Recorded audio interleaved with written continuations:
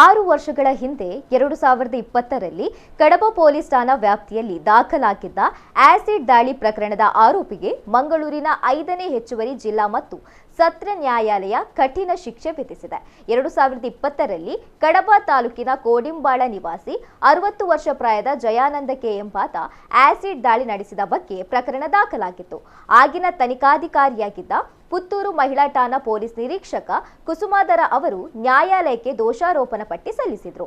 ಮಂಗಳೂರಿನ 5ನೇ ಹೆಚ್ಚುವರಿ ಜಿಲ್ಲಾ ಮತ್ತು ಸತ್ರ ನ್ಯಾಯಾಲಯದ ನ್ಯಾಯಾಧೀಶ ಸದಾನಂದ ನಾಗಪ್ಪ ನಾಯ್ಕ ವಾದ ಪ್ರತಿವಾದ ಆಲಿಸಿ ಆರೋಪಿಗೆ 326A ಐಪಿಸಿ ಸೆಕ್ಷನ್ ನಡಿ 10 ವರ್ಷಗಳ ಕಠಿಣ ಕಾರಾಗೃಹ ಶಿಕ್ಷೆ ಹಾಗೂ 3 ಲಕ್ಷ ರೂಪಾಯಿ ದಂಡ ವಿಧಿಸಿದ್ದಾರೆ.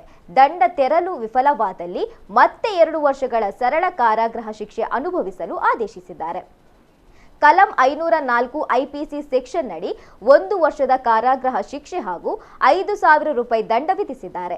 ದಂಡ ಪಾವತಿಸಲು ವಿಫಲವಾದಲ್ಲಿ ಮತ್ತೆ 3 ತಿಂಗಳ ಸರಳ ಕಾರಾಗೃಹ ಶಿಕ್ಷೆ ಅನುಭವಿಸಲು ಆದೇಶಿಸಿದ್ದಾರೆ. ಈ ಪ್ರಕರಣದಲ್ಲಿ ಸರಕಾರಿ ಅಭಿಯೋಜಕರಾದ ಕೃಷ್ಣವೇಣಿ, ಹರಿಶ್ಚಂದ್ರ ಉದ್ಯಾವರ, ಪ್ರಕಾಶ್ ಚಂದ್ರ ಶೆಟ್ಟಿ, ಜಯಂತಿ ಕೆ ಅವರು ವಾದ ಮಂಡಿಸಿದರು.